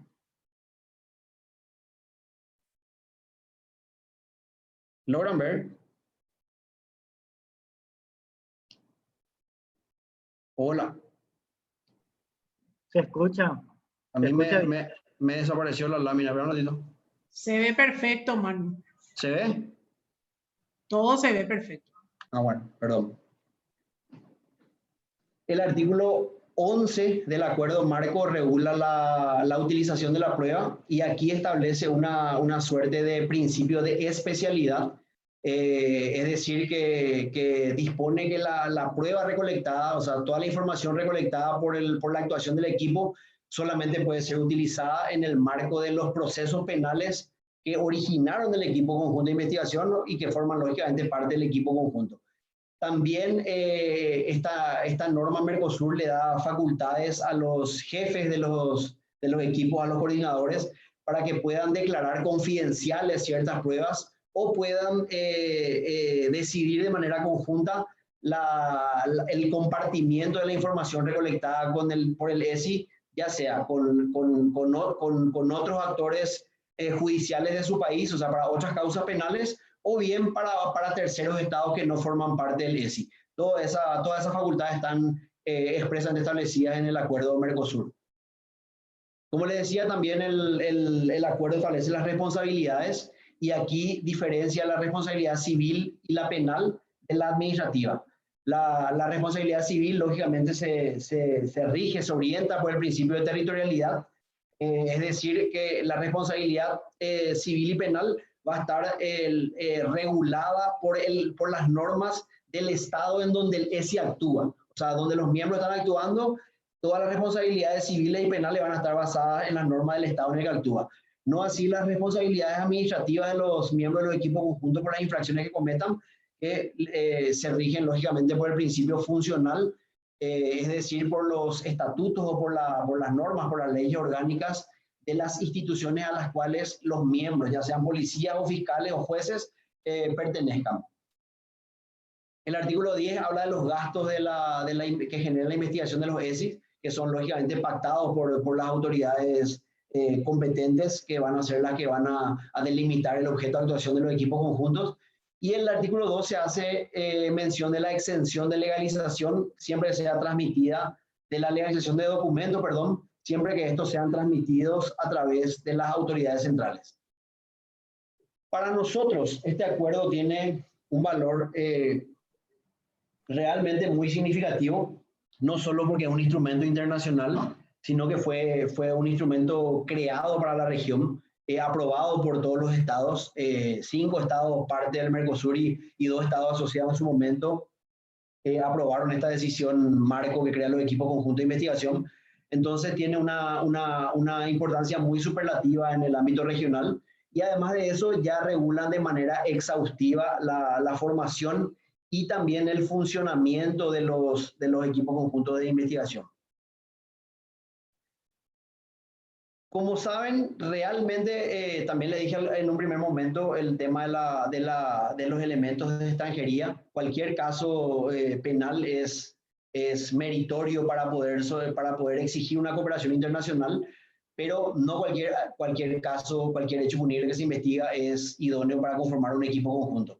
Los ESI, como le dije, son diseñados para investigaciones complejas, para investigaciones de carácter transnacional, investigaciones que tengan una envergadura tal que requieran que más de un Estado unan esfuerzos, otorguen una mancomunión de esfuerzos para poder investigar casos específicos. El acuerdo Mercosur no menciona cuáles son los casos idóneos para conformar ESI, pero sí les hago saber que instancias como el pacto, y todos conocen el pacto, y Eurojust, que ya les dije que es la Agencia de Cooperación Judicial Europea, establecieron algunas variables que nosotros en las oficinas de cooperación internacional consideramos idóneas, realmente pertinentes para equipos conjuntos de investigación.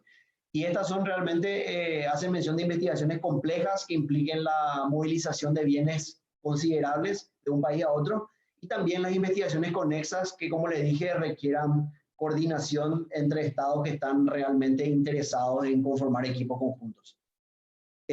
Solamente a modo ilustrativo les quiero contar que esta figura es nueva en la región. Recién desde el año 2019 empezamos con los equipos conjuntos en América del Sur.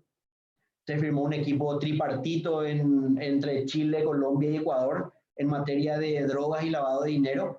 Se conformaron 2 equipos conjuntos entre Brasil y Paraguay en materia de trata y crimen organizado. Un equipo conjunto entre Chile y Perú en materia de tráfico ilícito de migrantes. Un equipo conjunto también entre Argentina y Uruguay en materia de contrabando, lavado de dinero. Y recientemente hemos conformado finales de noviembre, principios de diciembre, finales de noviembre hemos conformado un ESI con Argentina, Sánchez, Paraguay y Argentina, en materia de lavado de dinero. En este equipo conjunto, que es el último que firmamos en la región, creo que es el último del año, una fiscalía especializada de resistencia de la provincia de Chaco argentino está compartiendo información privilegiada, clasificada con una unidad especializada de lavado de dinero, de UDEA, en donde ya están empezando a intercambiar pruebas que lógicamente, como les dije, ya son válidas y son utilizables en los procesos. Como todos pueden ver, los equipos regionales son muy recientes, por lo que todavía no tenemos una determinación plena del impacto de estos equipos, y tampoco no tenemos cuestionamientos todavía en el contexto procesal del funcionamiento de equipos conjuntos de investigación. Los equipos permiten una integración, un abordaje integral, de la criminalidad. Suprimen, lógicamente, que es lo más importante, suprimen los requerimientos sucesivos de asistencia. Es decir, hay un solo requerimiento, un gran requerimiento, y todo lo que el ESI colecta a partir de eso ya tiene plena validez en los procesos penales de los países que integran el equipo. También permite la coordinación de esfuerzos en el terreno, in situ, en jurisdicciones diversas. Generan a su vez, lógicamente, sobre la base de esto, un clima de confianza mutua entre profesionales de sistemas jurídicos diversos. Y esta conjunción de esfuerzos, lógicamente, propicia y lógicamente define mejores estrategias de investigación y de acusación. Los ESI también presentan dificultades en su constitución e implementación.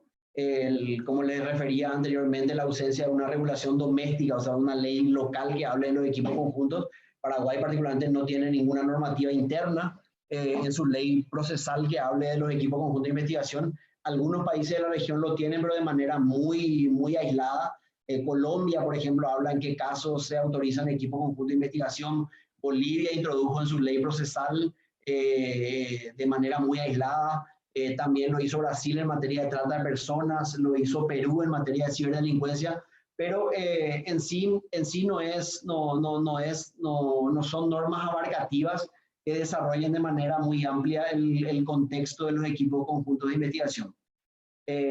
También el desconocimiento conceptual de la herramienta lógicamente genera dificultades. Muchas veces confunden los equipos conjuntos de investigación con las investigaciones conjuntas, a pesar de que se llame igual, no son la misma cosa. Las investigaciones conjuntas son investigaciones que se desarrollan en dos territorios distintos, pero que nada tienen que ver una con otra, sino que más bien hablan de coordinación de procedimientos, no incorporan pruebas a los procesos. Entonces no son la misma cosa, pero mucha gente confunde los equipos conjuntos de investigación con esas investigaciones de espejo. También el rol de las autoridades centrales a nivel político, como le decía, autoridades centrales en órganos políticos y no técnicos como nosotros, en donde se discute todavía quién firma el acuerdo, quién firma el acta de constitución del ESI. Se requiere un tratado específico para cada equipo conjunto de investigación o un tratado general para los equipos conjuntos. Bueno, muchos cuestionamientos que lógicamente van a ir sorteados, o sea, van a ir resolviéndose por el camino. También la ausencia de criterios comunes en cuestiones operativas, como qué es lo que debe contener el acuerdo, qué debe contener el acta de constitución, cuál sería el rol de las autoridades competentes, ya sean fiscalías, ya sean policías, ya sean jueces. Esto nos demandó mucha discusión con el equipo conjunto que firmamos con Argentina. El fiscal que está coordinando el equipo en Paraguay no sabe esto, pero fueron las dificultades de la negociación porque en Resistencia rige aún el proceso inquisitivo y no solamente tiene la particularidad del Estado Federal de Argentina, sino también la particular situación que genera los sistemas jurídicos procesales diferentes. No sé si quieren hacer un receso de 10 minutos o de 5 minutos o prefieren continuar para terminar, porque ahora ya les voy a hablar de la figura de la extradición. Depende de Claudia, la moderadora, si quieren continúe o un receso. Yo creo que no, podría continuar, Manu, o sea, depende un poco de Tenemos vos. fuerza todavía. Sí, es más, si alguno de los participantes quiere realizar alguna consulta al doctor Doldán, para que él también un poco respire un poquito, dado que hace una hora más o menos que está hablando. Entonces, adelante. No sé si alguien quiere consultar algo. Aquí terminé la temática de equipos conjuntos y voy a hablar ya de la extradición. Entonces, si tienen alguna consulta con respecto a eso, voy a hacer el esfuerzo para responderles. Ahí le veo a María Segovia muy atenta, espero que no tengan ninguna pregunta.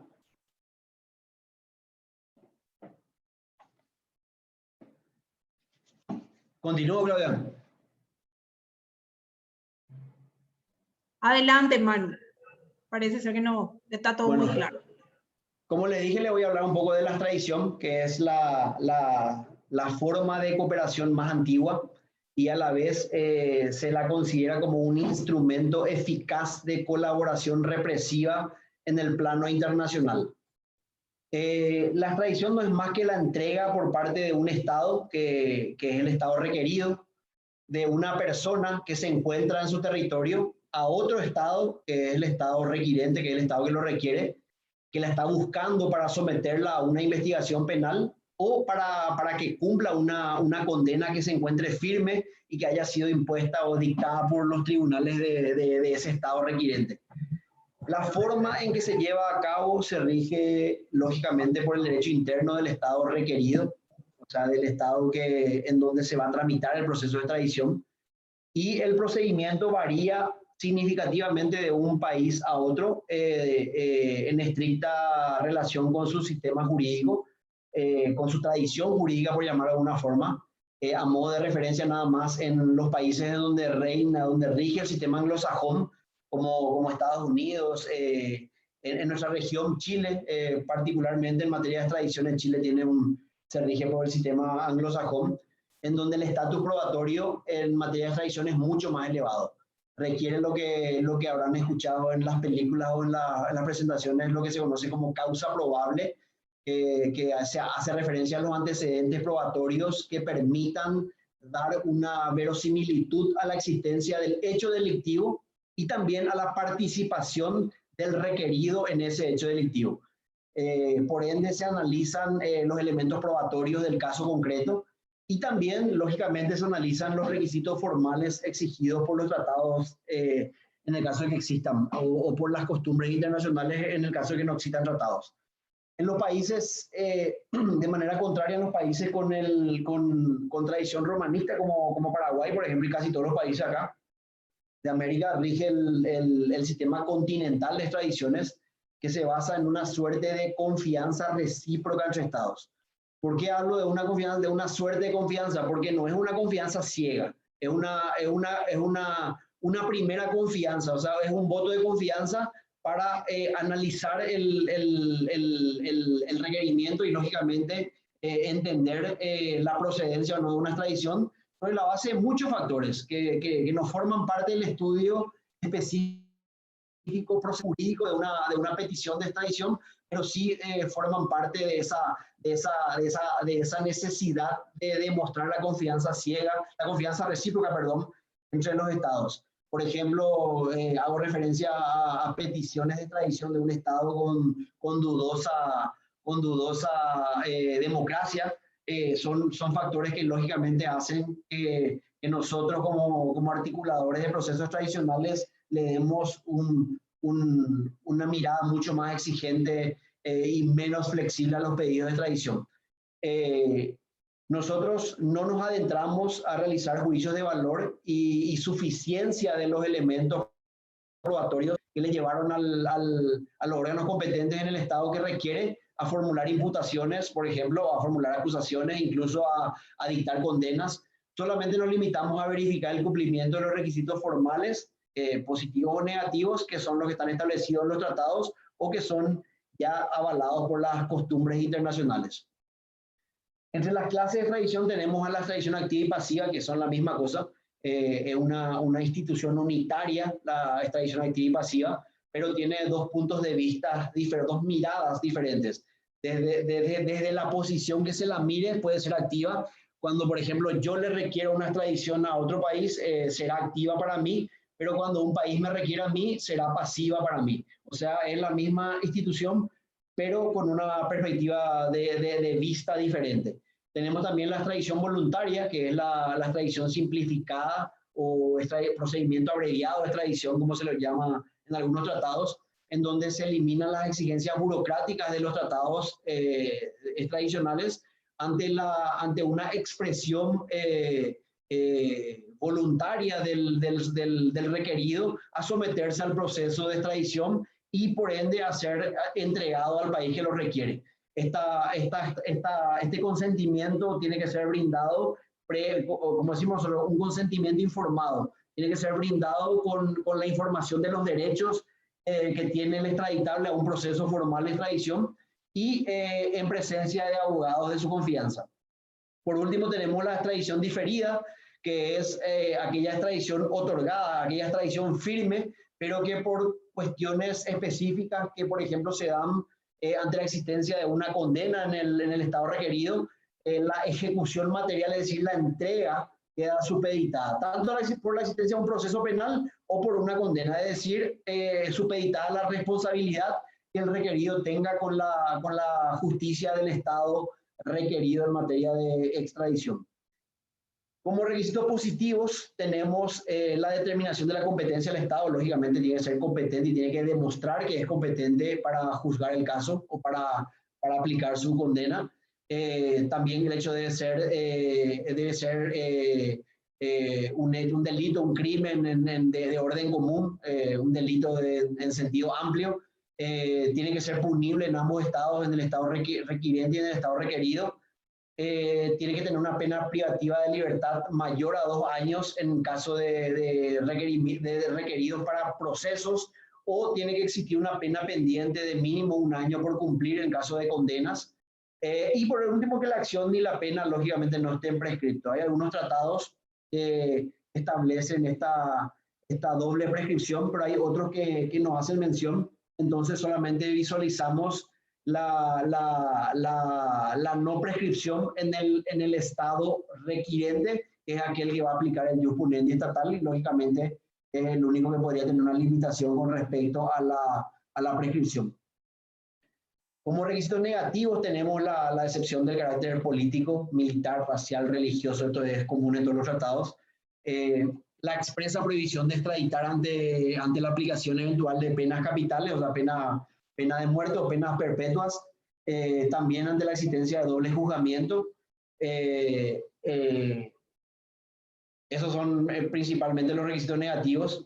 Como le digo, esto puede variar de un tratado a otro, pero prácticamente son los requisitos positivos y negativos en general. Aquí puse un cuadro muy particular porque mucha gente se pregunta por qué nosotros extraditamos nacionales y Brasil, por ejemplo, no lo hace. Brasil tiene una prohibición constitucional para extraditar a sus nacionales. Paraguay extradita sin ningún problema a sus nacionales, no tenemos ningún obstáculo legal a nivel legal y a nivel constitucional para extraditar a paraguayos. Y es por eso que la extradición de nacionales se da también desde Paraguay. Realmente casi todos los países de la región extraditan a sus nacionales. Quienes no lo hacen representan una excepción en el contexto tradicional. Entre los principios que rigen la extradición tenemos al principio de legalidad, que se da con la consignación legal del delito que motiva la solicitud, el principio del non bis in idem, que es el de absolución o condena por los mismos hechos, tanto en el estado requiriente como en el requerido, el principio de especialidad, que prohíbe el enjuiciamiento o la aplicación de penas fuera de los conceptos de los delitos, de los conceptos delictivos que motivaron la extradición. Aquí es muy importante hacer mención de este tema en particular, porque ya tuvimos muchos casos, muchos problemas en el contexto de juzgamiento de hecho aquí en Paraguay. Por ejemplo, cuando una persona es extraditada de Brasil a Paraguay por el caso A, pero esa misma persona está imputada, rebelde, procesada en otros casos en Paraguay, caso B, caso C, caso D, los fiscales no pueden simplemente someterla a proceso a esas personas.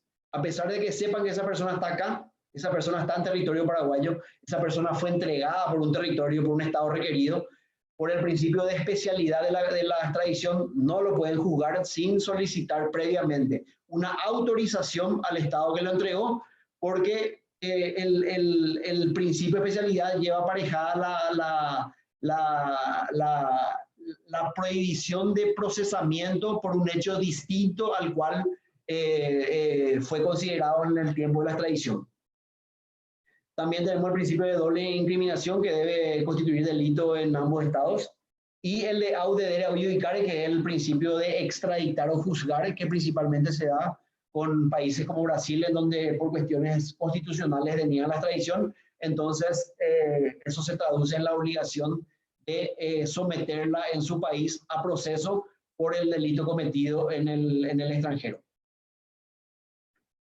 En primer lugar, les quiero aclarar que en el Paraguay no existe un cuerpo normativo específico que regule la extradición, o sea, un cuerpo amplio con regulación expresa con respecto a las cuestiones procesales de la extradición. Sí tenemos algunos articulados en el Código Procesal, como les dije en las primeras láminas.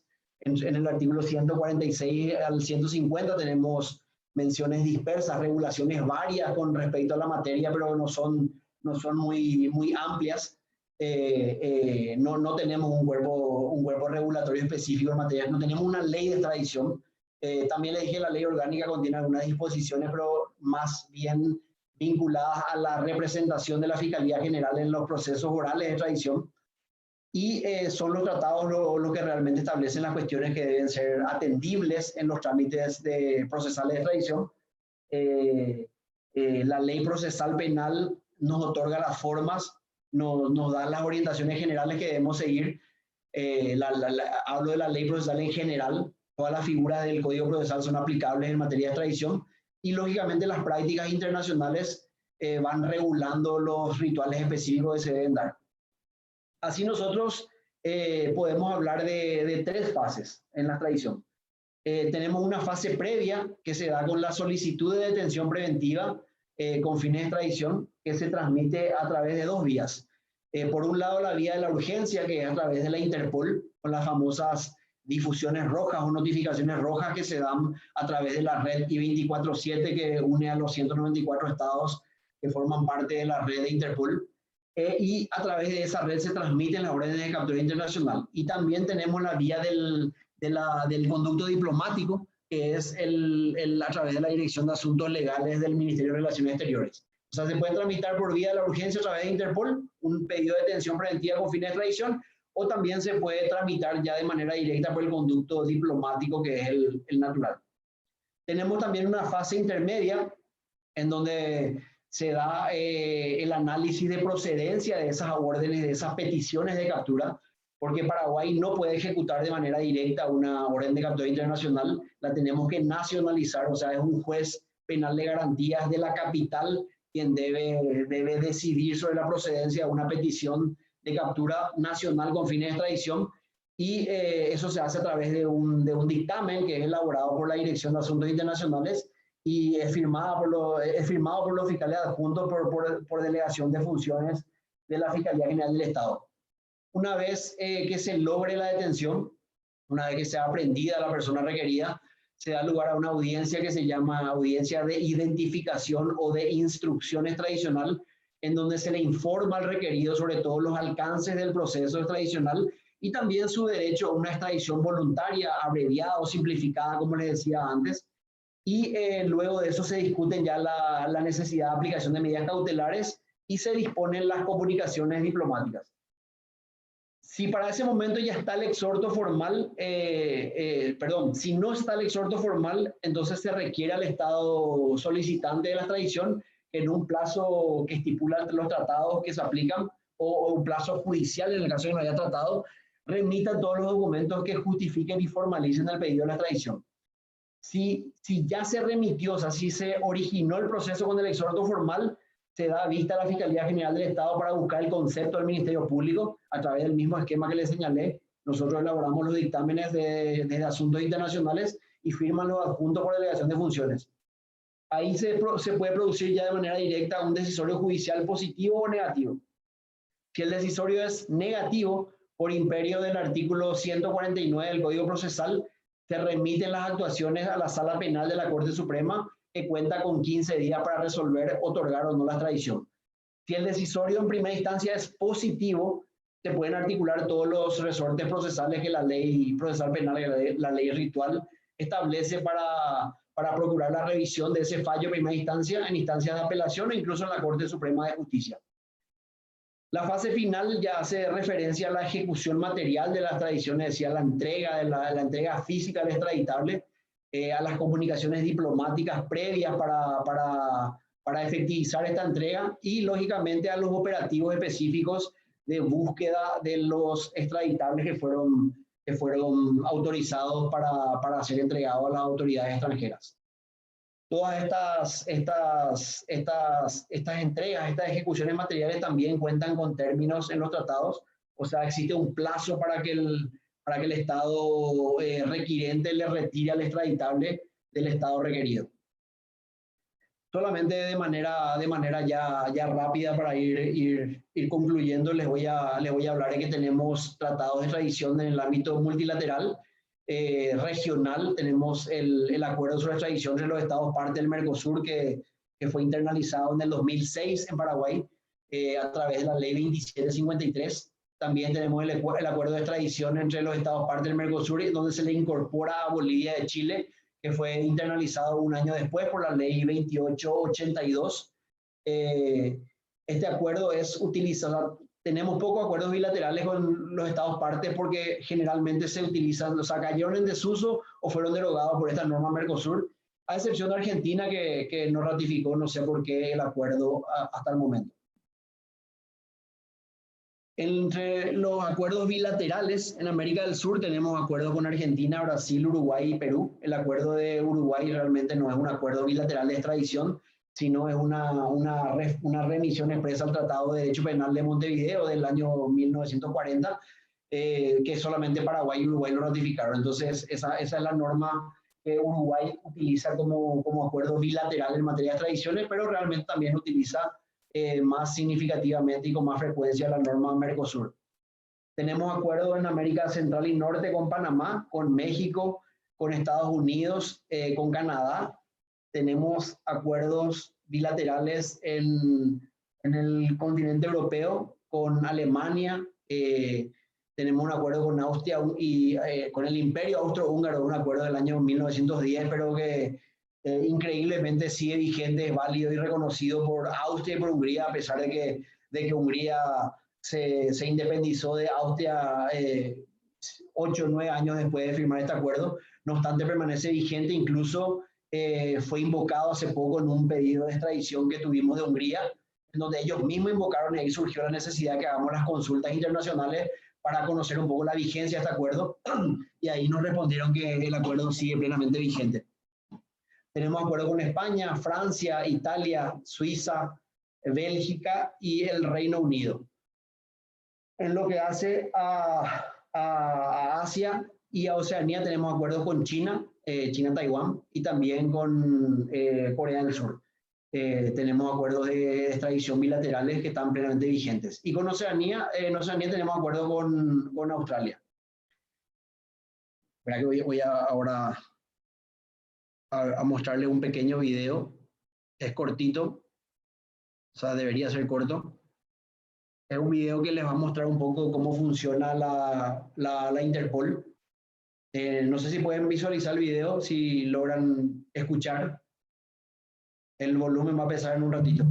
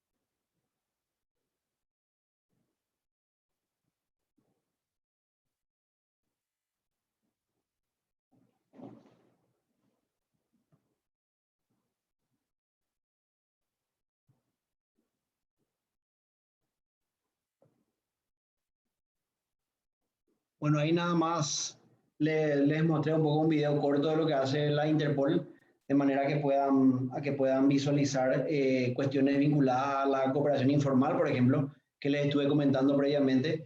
Ahí pueden ver que a través de Interpol podemos ver cotejos de huellas, identificación de personas, informes sobre documentaciones robadas, recuperación de rodados, RDA, como decimos nosotros, recuperación de vehículos robados, y sirven además a través de las alertas, que son sus famosas notificaciones rojas, que es la orden de captura internacional. Tienen difusiones azules, que son para localizar e identificar personas que presenten un interés para la investigación policial o tener información sobre ellas. Hay notificaciones verde, amarilla, lila, difusiones negras, que son las que se utilizan para ver informaciones sobre cadáveres sin identificación, que utilizamos, por ejemplo, con el colega fiscal Marcelo Saldívar, que está a cargo del caso de los contenedores que todos conocen, donde se encontraron cuerpos de ciudadanos extranjeros prácticamente calcinado. Aquí se usó la difusión negra de Interpol para tratar de localizar información con respecto a eso. Ya yéndonos al fondo, a la parte final, les voy a comentar un poco sobre la dirección que está a mi cargo. Es una dirección que empezó a funcionar en el año 2000. Todos se acordarán de Juan Emilio Oviedo, que tenía una pequeña oficina en el piso 9 de la sede 1 de la Fiscalía, en donde era una relatoría que trabajaba en asuntos internacionales.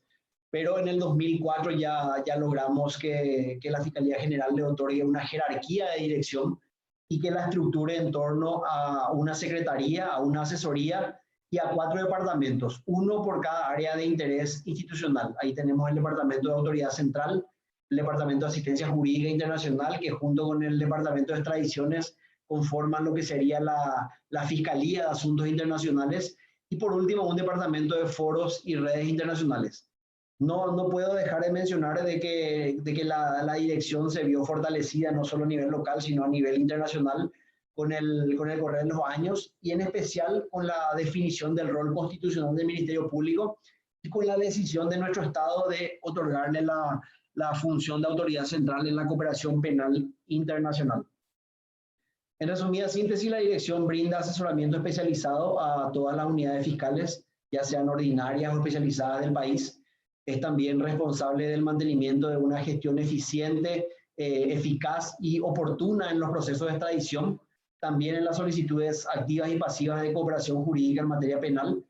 Tiene también a su cargo la tarea de coordinar los distintos ejes temáticos en el plano de los foros y redes internacionales en los que forma parte activa el Ministerio Público, y desde luego cumplimos un rol muy particular en el acompañamiento y asesoramiento de la Fiscal General del Estado en todas sus políticas internacionales, como también en su relación con la comunidad internacional. Creo que estamos en tiempo todavía, porque me habían dicho que era hasta las 8, pero voy a tratar de hablar un poco rápido de estas cuestiones que de repente pueden ser interesantes para ustedes. Realmente me costó muchísimo elegir de qué hablarles en un tiempo ya reducido y sobre el final de la marcha. Pero como les dije en un primer momento, a lo largo de los años se dieron varias consultas, se dieron muchos incidentes sobre cuestiones que hacen a las inmunidades diplomáticas y consulares, y por eso consideré pertinente hablar de esto. En primer lugar, hacerles saber que esta protección, esta inmunidad, este privilegio con que cuentan los diplomáticos y también las agencias consulares, se sustenta en una teoría que en el derecho diplomático se conoce como teoría del interés de la función y de la reciprocidad. Se dice, o sea, se quiere significar que un diplomático o un agente extranjero no puede ejercer sus funciones si no se encuentra libre de toda amenaza externa en el país en donde está, si no es plenamente independiente respecto del Estado que lo acoge de manera formal, lógicamente. Esta teoría, que es prácticamente la teoría cabeza de las inmunidades diplomáticas, está incluso respaldada por resoluciones de Naciones Unidas, por la jurisprudencia y por la práctica internacional. Incluso es mencionada de manera expresa en el preámbulo de la Convención de Viena del año 61, que es la Convención sobre Relaciones Diplomáticas, que fue internalizada por Ley 9069 en nuestro país. Esta convención establece variables que deben ser observadas por los estados receptores con respecto a las misiones diplomáticas. Menciona que son inviolables, que sus inmuebles, sus muebles, sus medios de transporte, sus documentos, sus archivos son absolutamente inviolables. También los agentes diplomáticos, acá les hago la diferenciación que puedan haber con la Convención de Viena sobre Relaciones Consulares. Los agentes diplomáticos tienen una inmunidad total de jurisdicción penal. Inmunidad total de jurisdicción penal. Eso significa que no pueden ser objeto de ningún tipo de detención, de ningún tipo de arresto, por más de que cometan un crimen deleznable. Nosotros no tuvimos realmente mucha experiencia con respecto a esto, pero sí, por ejemplo, en Chile, hijos de un diplomático extranjero participaron en un homicidio y tuvieron el problema de la inmunidad para someterla a proceso en Chile. Entonces, esto fue con Alemania, realmente un embajador de Alemania.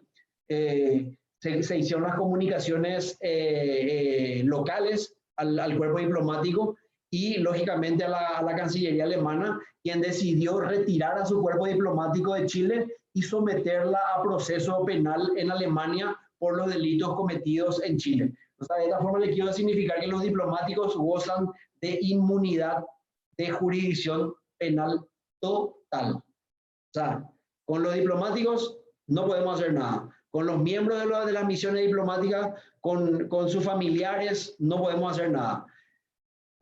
Sí gozan de una inmunidad parcial en cuestiones civiles y administrativas, principales, que también son exceptuadas en la propia Convención de Viena, que están directamente vinculadas con cuestiones de actividades particulares, actividades personales totalmente distintas a su misión diplomática. Por ejemplo, hay variables en juicios civiles sobre cuestiones vinculadas a inmuebles personales que un diplomático haya podido adquirir aquí, que no sea parte de la misión diplomática. También con respecto a algunas cuestiones de derechos sucesorios, pero con respecto a eso hay una inmunidad parcial de jurisdicción. También es importante que sepan que con respecto a las cuestiones consulares hay una misma Convención de Viena, que es la Convención de Viena sobre Relaciones Consulares, la otra es la de Relaciones Diplomáticas, que también establece que los locales consulares y los funcionarios gozan de una suerte de inmunidad. Establece la inviolabilidad de los locales diplomáticos, también consulares, perdón, de los muebles, los inmuebles, lógicamente, y de los documentos y archivos consulares en todo tiempo. Gozan de un derecho a la inviolabilidad de esos documentos y esos bienes. Y con respecto a la inmunidad de jurisdicción penal, a diferencia de lo que les comentaba de los diplomáticos, estos gozan de una inmunidad de jurisdicción penal parcial. Recuerden que los diplomáticos tienen inmunidad total, los cónsules y los funcionarios consulares gozan de una inmunidad parcial. Es decir, que si son sorprendidos en flagrancia por la comisión de delitos graves, la propia convención establece, ellos pueden ser sometidos a arrestos, a detenciones, solamente que no pueden ser detenciones ni arrestos ordenados por fiscales, tienen que ser arrestos o detenciones ordenadas por jueces. Exige que sea una decisión judicial la que se tome, y tienen también la particularidad de que gozan de una jurisdicción total penal cuando se refiere a las funciones específicas consulares. O sea, cuando ellos cometen delitos en el ejercicio de funciones consulares, por ejemplo, le acompañan a un interno y cometen alguna irregularidad con respecto a eso, en la ayuda, en la asistencia a un connacional, gozan de una inmunidad también de jurisdicción. Como les decía. Por último, les quiero hablar de otra cuestión que entendí valorable, que es la que se relaciona con la validez de los documentos extranjeros para que tengan efectos jurídicos en Paraguay. Aquí les hago saber que nuestro país es parte de la Convención de la Haya sobre la apostilla, que habrán escuchado ya en numerosas ocasiones el apostillado de la Haya. Es un acuerdo multilateral que suprime la exigencia de legalización de documentos públicos. La Convención de la Haya solamente está vinculada a documentos públicos. Es una convención que fue aprobada por ley 4987 del año 2013, y el propio anexo de la convención muestra cómo es el apostillado, que sería una suerte de certificación de origen del documento público que se pretende usar en un país extranjero. Ahí abajo les pongo la página web del Ministerio de Relaciones. Es un sitio donde pueden ustedes entrar a verificar todas las variables del apostillado de la Haya, de manera que ustedes como fiscales en el ejercicio de sus funciones directamente puedan detectar la legalidad de un documento público expedido en el extranjero que se pretenda utilizar en un proceso penal paraguayo. Aquí les hago saber que hay una ley del arancel consular, que es la ley 4033 del año 2010, que establece que los documentos públicos o privados de fuente extranjera destinados a producir efectos jurídicos en el territorio de la República del Paraguay necesariamente están sujetos al pago de unos derechos consulares. En la Convención de la Haya lo que hace es extraer a esa expresión de documentos públicos, o sea, modifica esta ley del arancel consular, quitando los documentos públicos, no obstante quedan los documentos privados sujetos a todas estas cuestiones. También es importante que sepan que el apostillado de la Haya, el único apostillado de la Haya que tiene plena validez y puede surtir efectos jurídicos en el extranjero, es el apostillado original. El apostillado es un sello que es súper característico. Apenas lo visualizan van a poder darse cuenta que es un documento original, no una copia, porque si es una copia está sujeta a todas las cuestiones vinculadas a la ley del arancel consular, a la copia de documentos expedidos en el extranjero. O sea, debería ser autenticada, debería pagar un arancel consular. Pero cuando ustedes detectan que ese apostillado es original, puede surtir efectos jurídicos en sus procesos penales.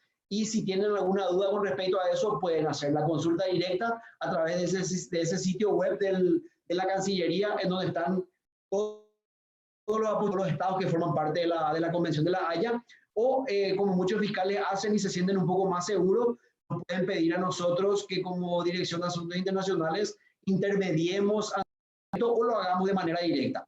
Bueno, realmente me quedé sin aire. No, nada más quiero volver a agradecer a todo el equipo directivo de la ASO de Fiscales del Paraguay y a todos los estimados colegas, relatores y asistentes fiscales, socios adherentes que estuvieron presentes virtualmente en esta extensa presentación, y quedo a disposición de ustedes por si tienen alguna consulta en particular. Muchas gracias. ¿Alguna consulta por parte de alguno de los participantes? Este es el momento, por favor.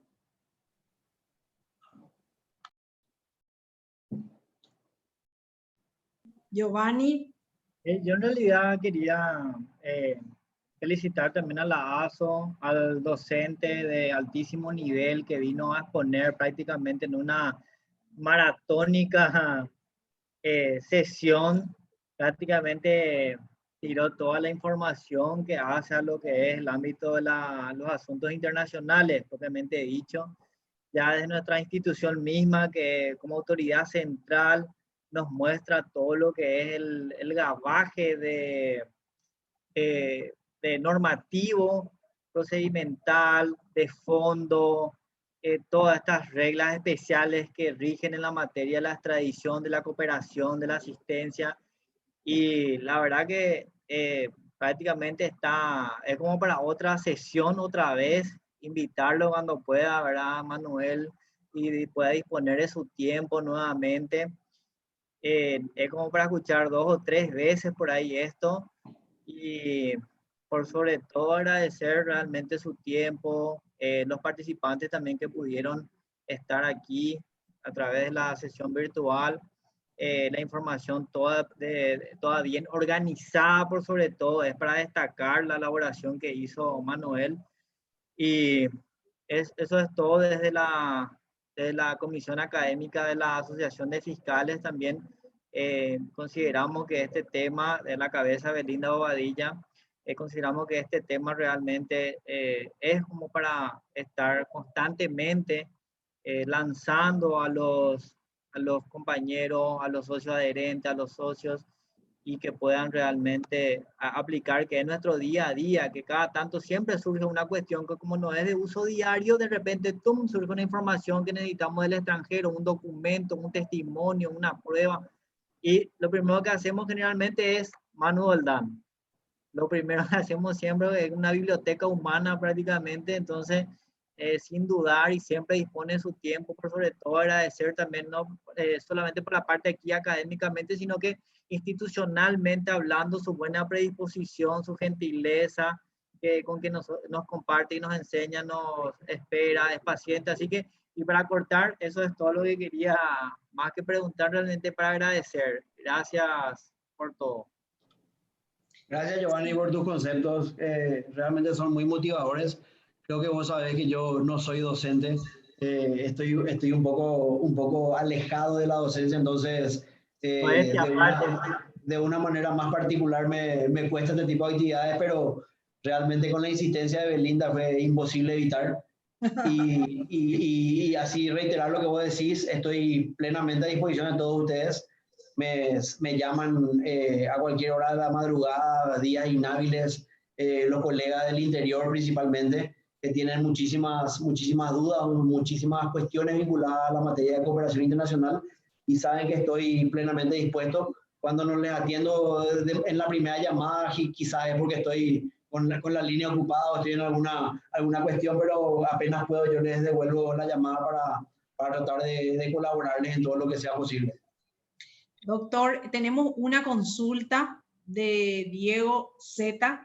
Dice, en el caso, creo que es Diego Silver, en el caso de los nacionales condenados, caso Naput, pone entre paréntesis, ¿se puede dar eso de que venga a cumplir con la condena en territorio paraguayo?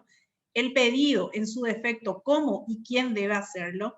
Es la consulta del compañero. Bueno, particularmente yo quiero mencionar de que no tenemos un acuerdo, ya hablando del caso concreto que plantea Diego, no tenemos un acuerdo bilateral en materia de traslado de personas condenadas con Estados Unidos, pero sí hay una convención interamericana de traslado de personas condenadas que fue lógicamente articulada por la defensa de Naput para que él venga a cumplir su condena aquí. Nosotros tenemos numerosos tratados con casi todos los países del mundo, incluso estamos trabajando tratados con Turquía de traslado de personas condenadas para que nuestros nacionales puedan venir a cumplir su condena a nuestro país. Lógicamente estos tratados están dictados en un contexto humanitario, no son tratados involuntarios. O sea, yo si no quiero irme a mi país a cumplir mi condena, los estados no me pueden obligar, es una cuestión voluntaria. Y como todos saben, Naput está exteriorizando su deseo firme y constante en todo tiempo de venir a cumplir su condena acá. Lo puede hacer, incluso ya se ha articulado el mecanismo a través del Ministerio de Justicia. El trámite normal es que, por ejemplo, yo estoy detenido, yo soy un extranjero, estoy detenido en Paraguay, yo tengo derecho a una visita consular. Muchas veces, por eso es importante esa insistencia que nosotros hacemos con ustedes, de que comuniquen las detenciones, las imputaciones, las privaciones de libertades de extranjeros, porque hay una convención de Viena, hasta que le estaba contando de relaciones consulares, en su artículo 37 establece las necesidades de que los extranjeros sean asistidos por sus consulados, y es el procedimiento originario.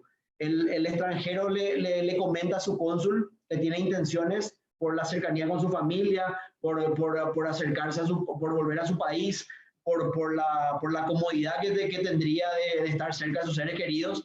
Entonces, exterioriza su voluntad de someterse al acuerdo de traslado de condenados. El cónsul le hace firmar una declaración en donde exterioriza esa voluntad que es requerida para dar nacimiento al trámite del traslado de condenados. Eso se articula a través de la autoridad central, en este caso, en materia de traslado de condenados, en todos los tratados, la autoridad central naturalmente es el Ministerio de Justicia, porque se encarga de los institutos penales.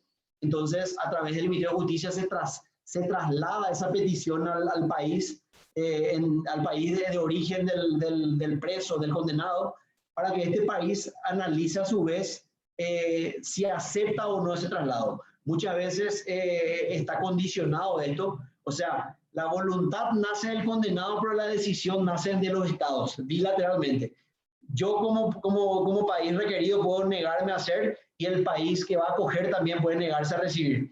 Entonces se articula esa transferencia de comunicaciones, y aquí se le asigna, a través de la autoridad central, se le asigna eso a un juez de ejecución. También se le da intervención a los fiscales de ejecución para que emitan una opinión no vinculante con respecto a la petición de traslado de condenados.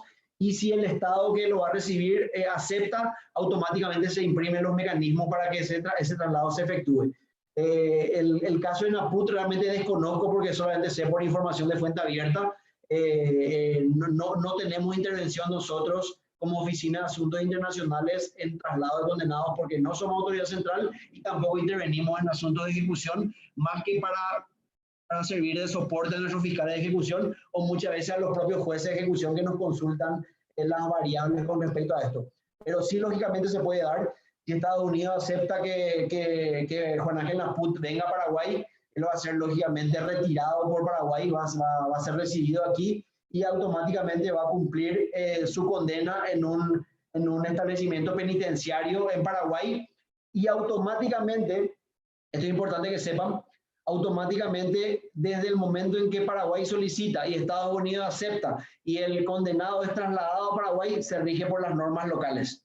Esto es automático. Una vez que se acuerda el traslado, la ley que va a regir el modo de cumplimiento del resto de la condena es la ley doméstica de la República del Paraguay. O sea que él puede ser beneficiado con libertad condicional conforme a las leyes paraguayas. Porque La mucha ley de gente ejecución. dice que va a venir a quedarse para siempre porque su condena es de 9 años, pero eso necesariamente se tiene en cuenta que es una condena de 9 años, pero se rige por las leyes domésticas del país de Paraguay. Perfecto. No sé si hay otra persona que quiera hacer alguna consulta por parte de nosotros. Perfectamente explicado. Bueno, más que nada, doctor Manuel Roldán, agradecerte tu tiempo, una disertación realmente magistral, como ya lo han mencionado los participantes. Nos has nutrido, digamos, y enriquecido respecto a tus conocimientos, y nosotros siempre también buscando un poco capacitarnos, entender, y para poder también eso transmitirlos a nuestra gente, nuestros funcionarios y las partes intervinientes en un proceso.